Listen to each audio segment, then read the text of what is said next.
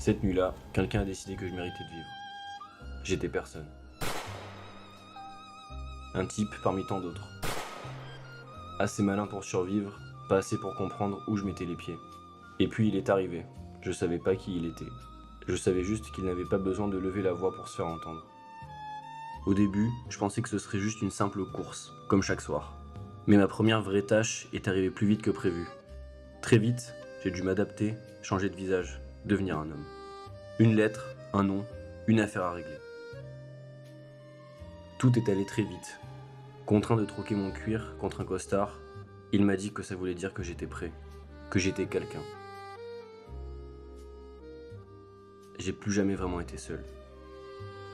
J'ai appris vite quand regarder, quand frapper, quand se taire. J'ai découvert que le respect, ça se prenait, et que la peur, c'était une monnaie plus stable que l'argent. Après avoir été imprégné des codes, me dégoter une arme n'a pas été chose ardue. Un échange rapide, 2 mallettes, aucun regard. Et là, pour la première fois de ma vie, le dilemme que je redoutais le plus. Comment accomplir ma tâche? De quelle manière?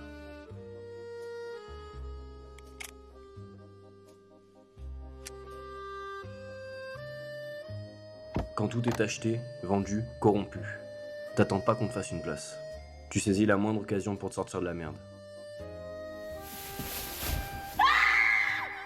Quand il m'a tendu l'arme, j'ai pas tremblé. Ou peut-être que si, mais personne ne regardait mes mains.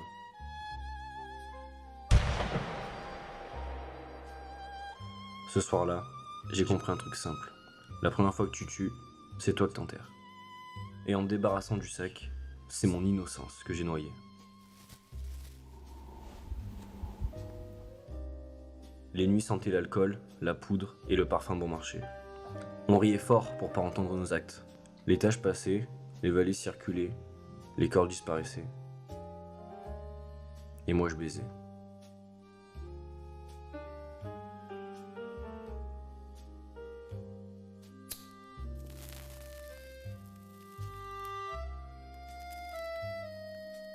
Au final, la famille n'est qu'une illusion.